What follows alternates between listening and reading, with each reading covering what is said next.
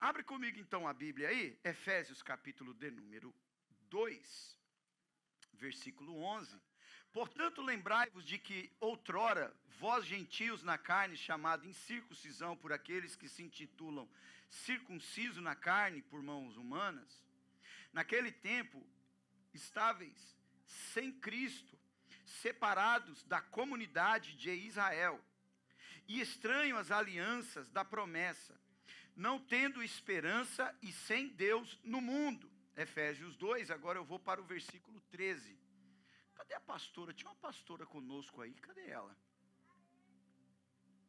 Mas agora, em Cristo Jesus, vós, que antes estáveis longe, fostes aproximado pelo quê? Pelo sangue de Cristo. Porque Ele é a vossa paz, o qual de ambos fez um, e tendo derrubado a parede da separação que estava no meio, a inimizade, aboliu na sua carne a lei dos mandamentos na forma de ordenanças, para que dois criasse em si mesmo um novo homem, fazendo a paz, e reconciliasse ambos em um só corpo com Deus. Ambos com um só corpo com Deus. Por intermédio da cruz, destruindo por ela a inimizade, e vindo, evangelizou paz a vós outros que estavas longe, e paz também aos que estavam perto, porque por ele ambos temos acesso ao Pai em um Espírito. Redobre a sua atenção, versículo 19 agora, tá? Assim já não sois estrangeiros e peregrinos, mas concidadão dos santos, e sois da família de Deus. Diga assim: eu somos da família de Deus, edificados sobre o fundamento dos apóstolos e profetas, sendo Ele mesmo Cristo Jesus, a pedra angular. Podeis assentar. Deus abençoa. Dá para dar o ajuste aqui, meu querido? Por favor, cancela para mim aqui. Tá bom? Estou precisando de um grauzinho aqui também do teclado, só um grauzinho. Amados irmãos em Cristo, o texto que está diante de nós está liberando uma palavra aos irmãos que estavam em Éfeso, lembrando eles que outrora eles eram gentis na carne, no corpo, chamados incircuncisão por aqueles que se intitulavam incircuncisos, chamados de sem aliança por aqueles que outrora tinham aliança na carne feita por mãos humanas.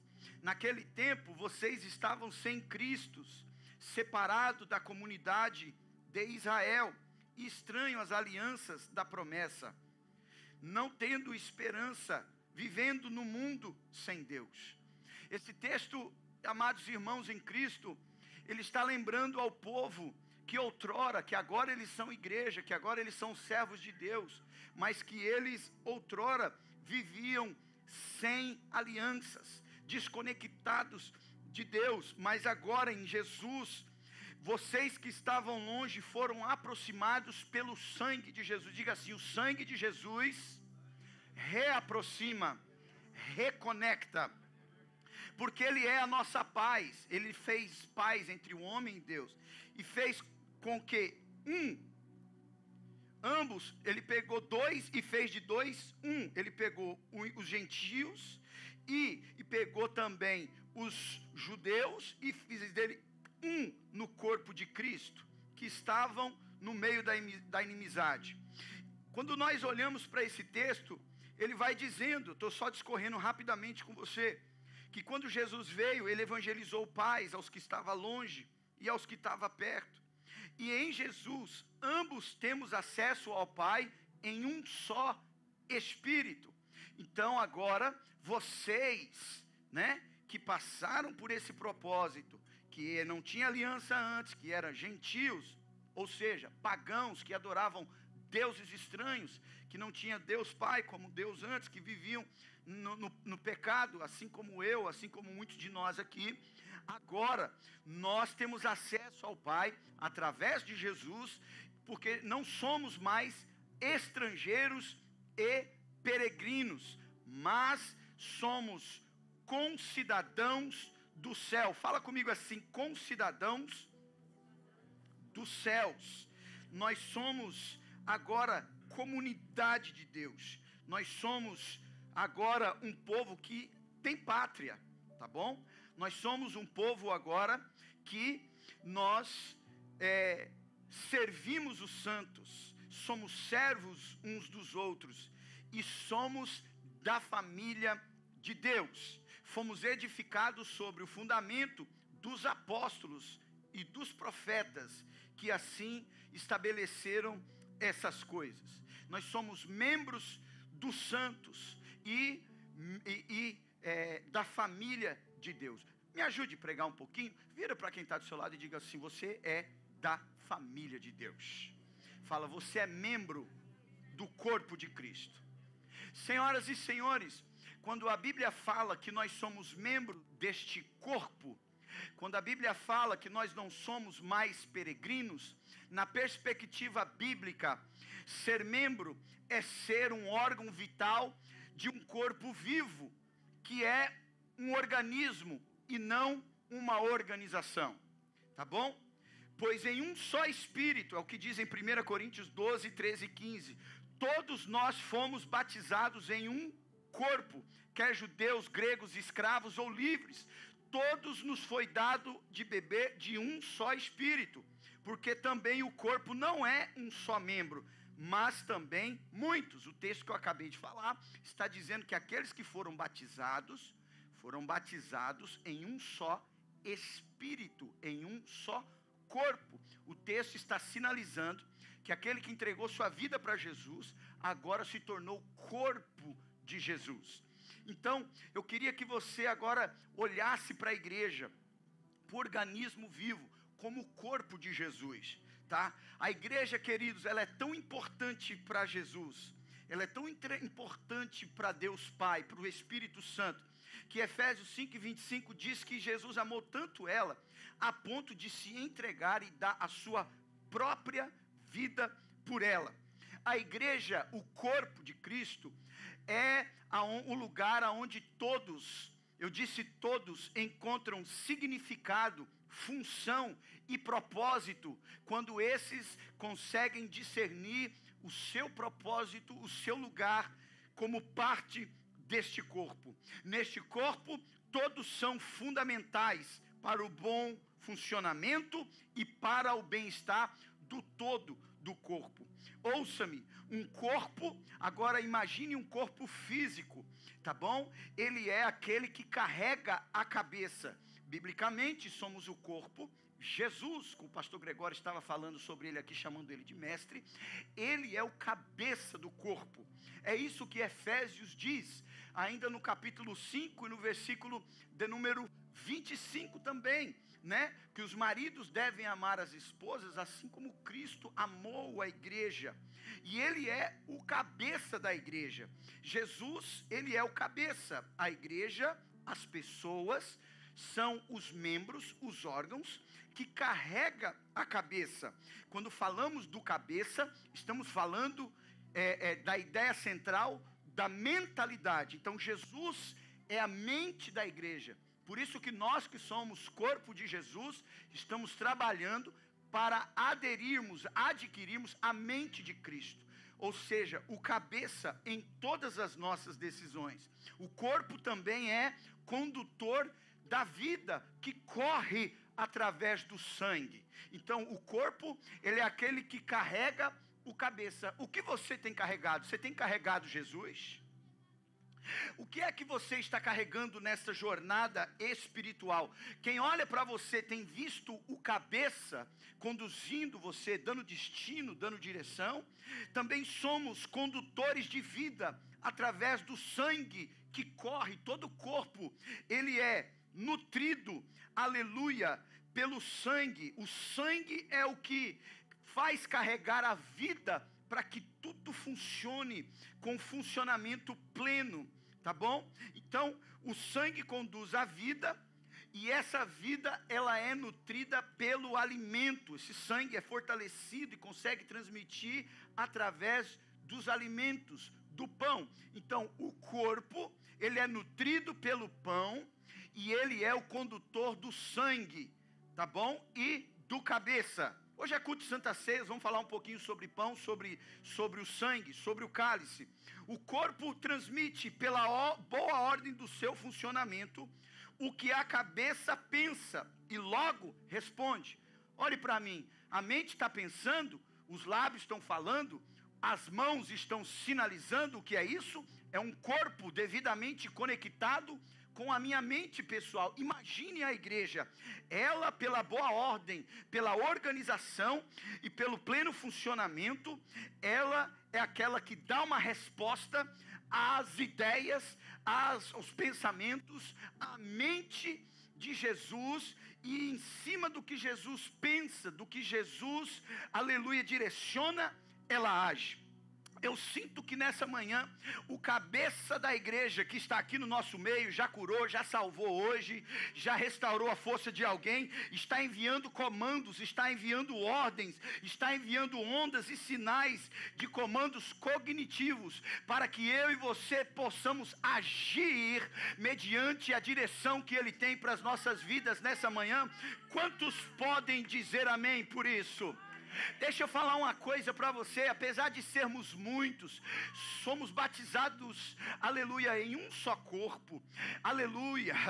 Eu quero fazer uma comparação aqui do corpo físico. Querido, o corpo físico, ele tem pelo menos 206 ossos, mais de 200 articulações, aproximadamente 212 músculos, 79 órgãos, mais de 97 mil quilômetros de veias e artérias que levam nutrientes e oxigênio. Diga comigo, nutrientes que vem do pão e oxigênio que vem do sangue. 37 trilhões de células vivas estão viajando através do sangue. Vira para quem está do seu lado e fala: o sangue de Jesus nos purifica de todo pecado e traz oxigênio espiritual e nutriente celestial para mim e para você. Querido, pega o garfo, pega a faca, porque vamos nos alimentar na mesa de Deus nessa manhã. Eu vim aqui mexer com a sua capacidade epistêmica, cognitiva. Ouça-me, primeira epístola aos Coríntios diz, capítulo 10, 16, 17, diz assim: porventura o cálice da bênção que abençoamos não é a comunhão do sangue de Cristo? Preste atenção aqui. O pão que partimos não é a comunhão do corpo de Cristo? Embora nós somos muito, porém somos um só corpo, porque todos participamos de um único pão. Deixa eu falar uma coisa para você. O cálice da bênção que abençoamos, ou seja, o cálice que nós vamos ministrar aqui dentro de alguns minutos, é o cálice da comunhão. Diga assim a palavra comunhão. Não, está muito baixo, está muito devagar. Diga comunhão. É a comunhão do sangue de Cristo. E o pão que partimos é a comunhão do corpo de Cristo. Preste atenção. Eu queria falar hoje, senhoras e senhores, sobre o terceiro propósito da minha vida. Estamos pregando essa série, Uma Vida com Propósito. Só quem está doido para comer coisa fresca de Deus, coisa boa, diga: uma vida com propósito. Deus está chamando essa casa para viver uma vida intencional, com propósito. E nós falamos já sobre a adoração, falamos sobre a missão, né? E nós queremos falar hoje sobre comunhão, tá bom? Então, o cálice da bênção que abençoamos não é a comunhão do sangue de Cristo. Deixa eu falar uma coisa para você. A palavra comunhão, no original, chama-se koinonia. Ela vem da ideia principal de uma associação. Pense num sócio que fez um trato, que fez um negócio, que fez um acordo um com o outro, e agora eles ambos têm algo em comum, tem uma associação um com o outro. A palavra comunhão vem da participação conjunta a algo, de uma relação, de um relacionamento. Aleluia. A palavra comunhão vem da palavra comunidade. Quando a Bíblia diz que nós somos abençoados pelo sangue de Cristo, que é a comunhão, ela está falando, vocês são abençoados, porque há uma comunidade, há um negócio mútuo, há uma coisa de igual modo, há um acordo entre vocês, vocês estão agora galgando do mesmo ideal, é por isso que sentamos na mesa com Ele, é por isso que somos ministrados por Ele. Então o propósito de hoje é falar sobre a comunhão. Um dos propósitos de Deus é que você tenha comunhão com o Pai, e comunhão com os filhos, comunhão com Deus, e comunhão com os filhos de Deus. Não entendi, pastor. O propósito de Deus é que você tenha uma associação em comum com Deus e com os homens da terra. O propósito da comunhão é que você ande em comum acordo, em comunidade, com Deus, com os céus, com os princípios, com as palavras de Deus e com aqueles que são da família de Deus. Quem está me ouvindo já levanta a mão e fala: Deus, ó, lá vai unção no pastor, já vai unção na igreja, lá vai unção no ambiente, porque é assim que Deus trabalha. Diga comigo, comunhão. Eu quero voltar, senhoras e senhores, lá no início da Bíblia, porque lá no início está um plano lindo, está a Trindade em exercício, em evidência, está Deus Pai, Deus Filho, Deus Espírito Santo em serviço. Aleluia, em cena. A Trindade fala de um Deus que é trino, Pai, Filho, Espírito Santo, que juntos formam uma comunidade perfeita, que vive em unidade absoluta, em unidade e absoluta comunhão. Olha a comunhão do Pai com o Filho e com o Espírito Santo. Desde a eternidade vivem em profunda intimidade, e um ama o outro, honra o outro, prioriza o outro, exalta o outro, a ponto de se dizer que eles trabalham tão juntos, e um sempre coopera para o trabalho do outro, e trabalham tão coordenadamente, que pode-se dizer que os três são um. Deus é uma comunidade que opera em absoluta comunhão. E aí lá em Gênesis capítulo 1, versículo 26, Deus diz assim, Ele vai e diz: façamos o homem a nossa imagem e semelhança.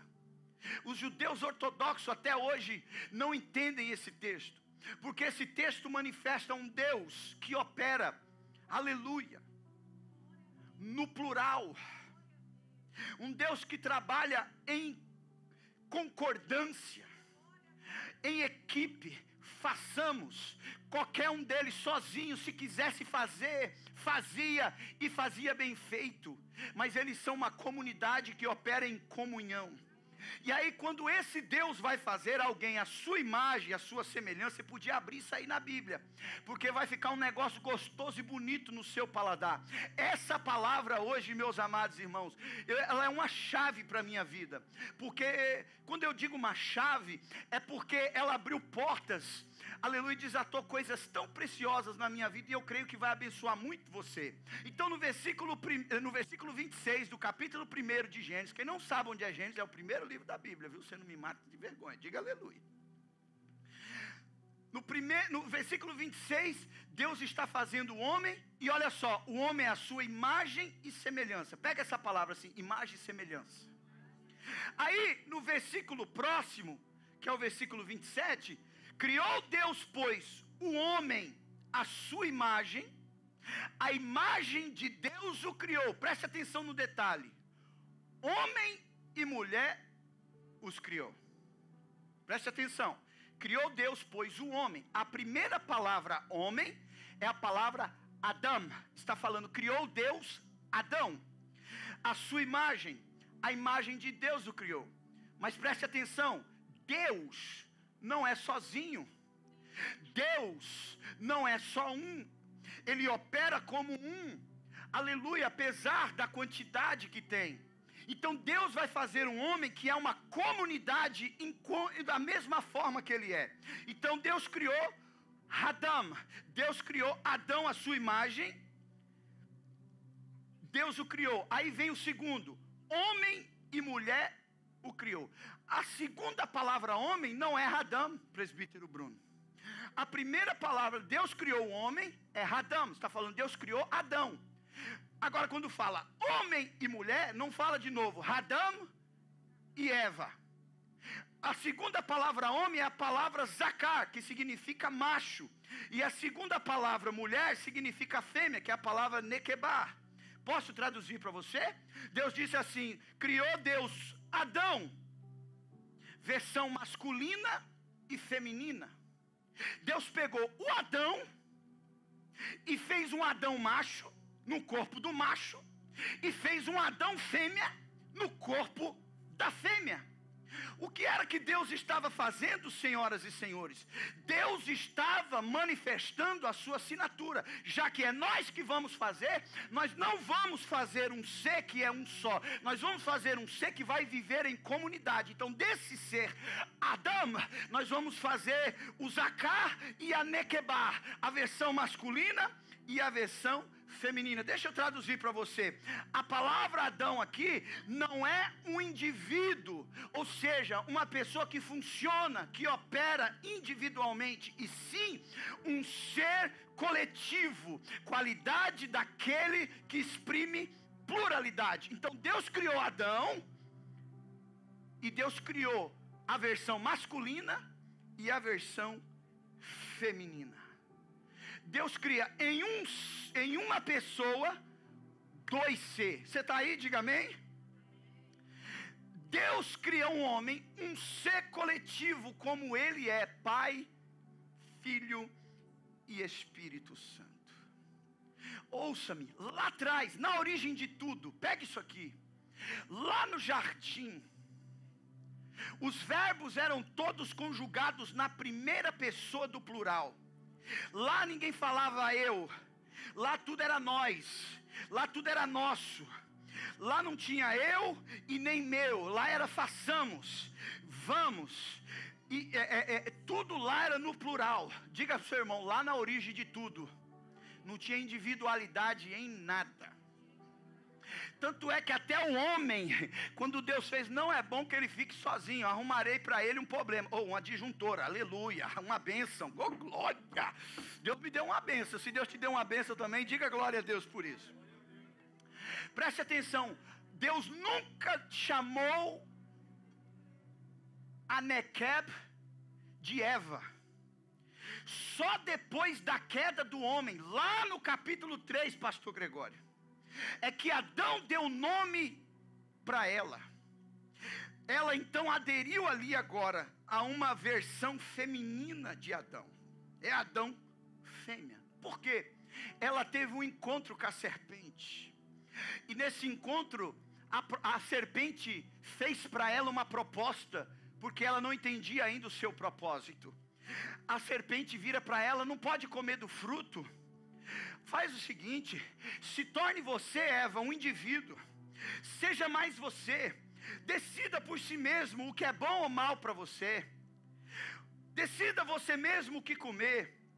Decida você mesmo o que você quer entender, aonde você quer ir, o que você quer fazer. Para com esse negócio de vontade compartilhada. Decida você a sua própria vida, o seu próprio destino. Seja mais você. Para com esse negócio demais. Parece até que ela estava na unção dos coaches. Acredita em você e decida você mesmo, Eva, o que é melhor para você, o que vai te dar conhecimento pela via que você decidir. Você não precisa da decisão de Deus, você não precisa do que Ele falou para fazer. Decida você o que você pode e o que você não pode. Você não precisa trabalhar em comunhão. Seja um indivíduo, seja individual.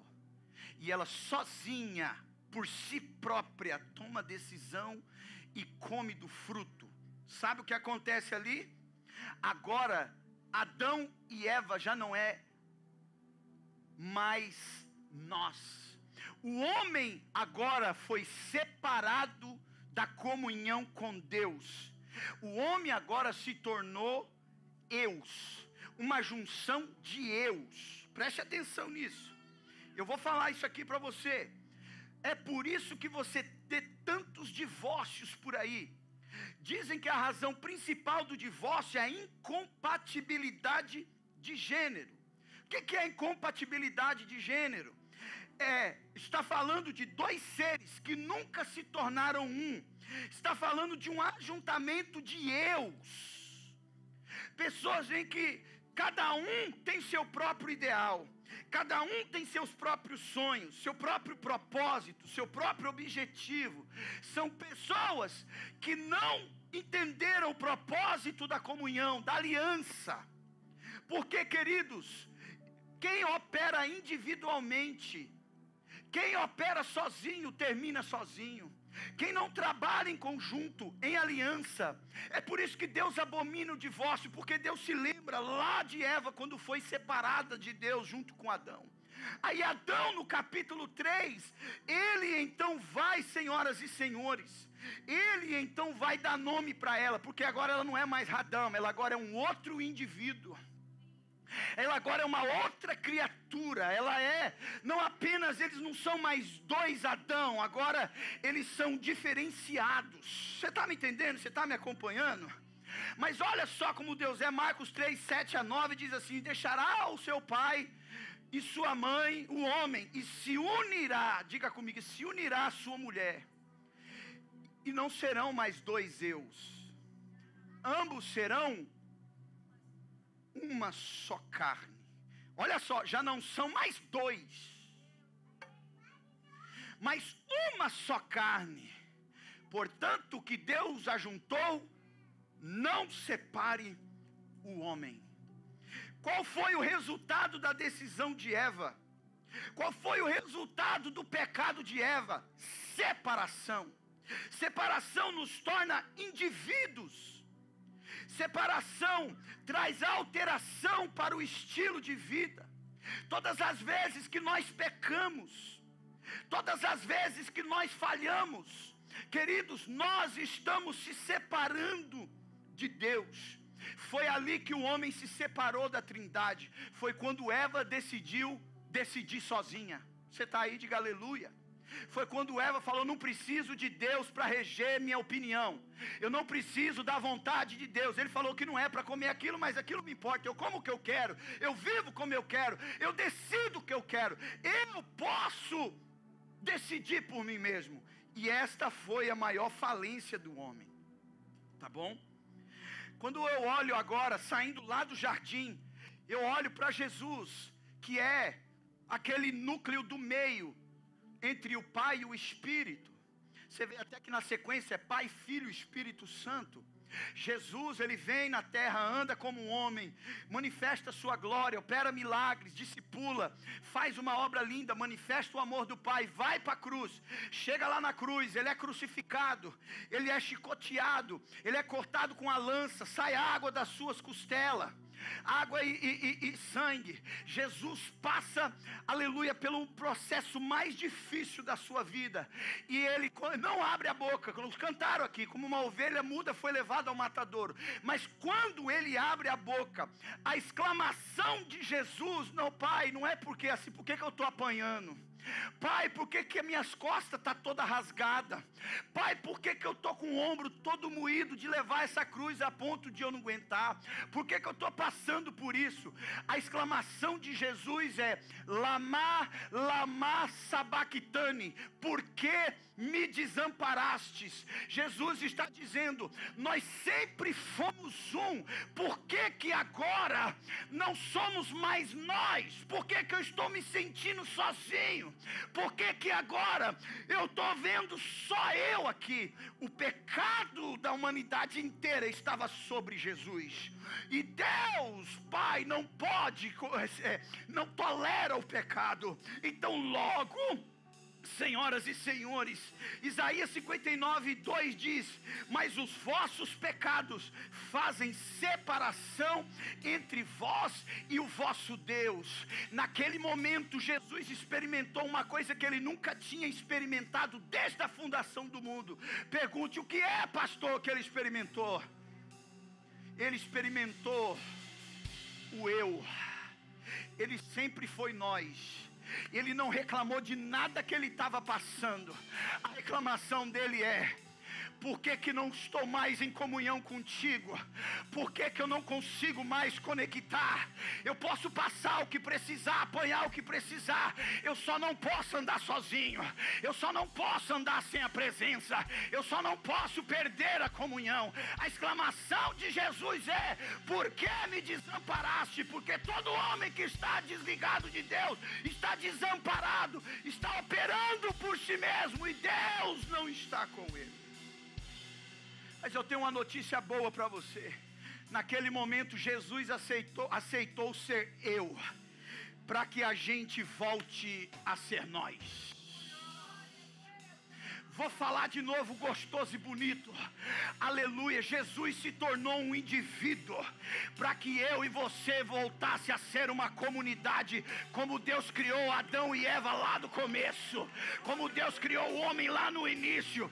A maior ruína do homem, a maior derrota do homem, a maior falência do homem está no seu individualismo, no seu egocentrismo.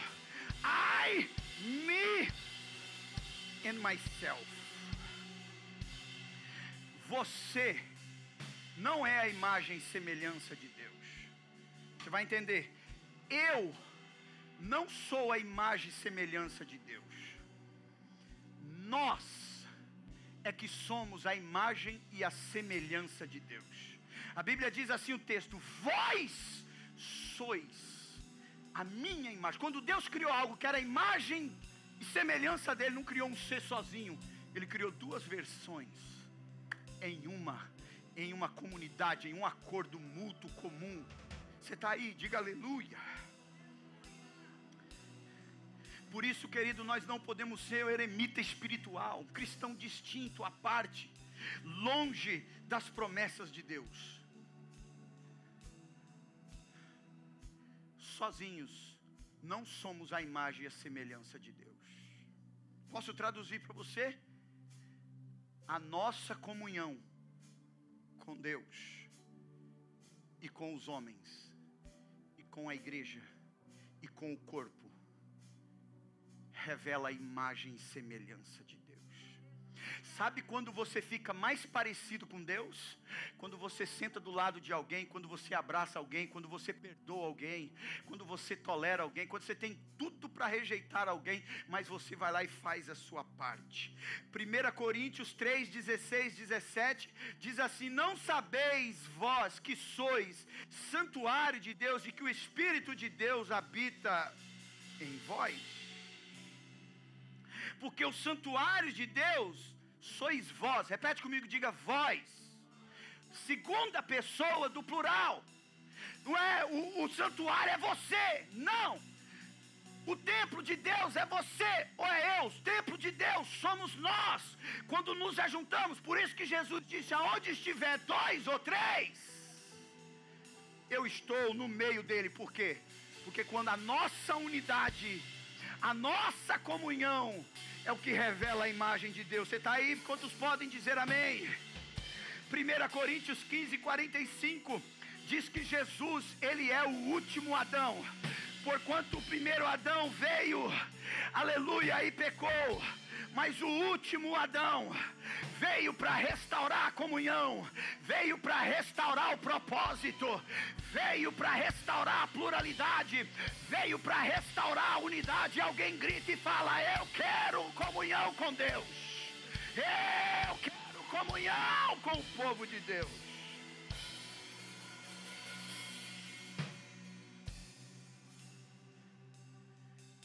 O último Adão veio para pegar os homens que outrora era comunidade e tinham se tornado um indivíduo. Como é que ele faz isso? Quando ele se torna cabeça e nós o corpo. Quando Ele se faz cabeça e nos permite sermos feito corpo, Ele está nos fazendo novamente uma comunidade. Diga comigo, comunidade. A palavra comunidade no dicionário é a qualidade daquilo que é comum. Toda pessoa que tem algo em comum, que vive algo em comum, está andando em comunidade. Segundo, é um conjunto de pessoas que vivem num determinado território, sobre um governo comum, partilhando de uma herança histórica e cultural. Querido, nós temos um território que nós andamos. O nome desse território é o reino de Deus. Quem está aí, diga amém. Temos um governo comum. O nome dele é Jesus de Nazaré, raiz de Jessé, lírio dos vales, estrela da alva da manhã, que era, que é e que há de vir. Nós temos a mesma história. Qual é a nossa história? Ele nos elegeu nele antes da fundação do mundo, e nós somos feituras suas, concidadão dos céus, família de Deus. Tem alguém nessa qualidade? Levanta a mão e diga: eu sou família de Deus. Alguém que partilha uma herança histórica e cultural. São pessoas que vivem na mesma cultura, no mesmo pontamento, no mesmo ideal. Você está aí? Diga amém. Alguém que é família, diga: eu sou família de Deus. Eu sou família de Deus. Querido, a sua comunhão com o seu próximo, a sua ligação com o corpo de Cristo, com a família de Deus, é o que revela a imagem e a semelhança de Deus. A última oração de Jesus antes dele subir para o céu: Pai, que eles sejam um. João 17, 21. Como tu és, ó Pai, em mim, um, e eu em ti, sejam também eles, olha só, em nós. No reino de Deus, o Pai é nosso, o pão é nosso, perdoa o pecado nosso, vem a nós o reino. No reino de Deus é tudo em comunhão, é tudo em comum. João 17, 23, eu neles e tu em mim, a fim de que sejam aperfeiçoados na unidade, para que o mundo conheça que tu me enviaste e os amaste, como também tu amaste. Preste atenção, eu neles, nós, tu em mim, eles, a fim de que sejam aperfeiçoados em comunhão, em unidade, para que o mundo conheça que tu me enviaste e que tu os amaste. Sabe quando é que esse mundo vai conhecer o amor de Deus de verdade? Quando deixarmos de lado o orgulho, a dureza do coração, e andarmos em comunhão uns com os outros. Vira para o seu irmão e fala: ó, hoje vai ter comunhão entre nós, hein? Queridos, eu já entro na minha consideração final. O terceiro propósito: comunhão. A comunhão é revelada. É na comunhão, senhoras e senhores, é na comunhão que é revelado a imagem e semelhança de Deus. Nós nos parecemos mais com Deus quando nós perdoamos, quando nós elevamos as nossas diferenças, relevamos e nos associamos por uma causa comum. Você está aí? Diga amém. Que causa é essa, pastor? A causa do reino de Deus. Aí a Bíblia diz assim: mas tenhais vós comunhão com todos, especialmente com os da família da fé. Diga comigo: família da fé. Ouça-me, eu estou na minha consideração final. Deus está chamando eu e você para andarmos em comunhão, para sermos família. Alguém diga assim: somos igreja, somos família. Preste atenção.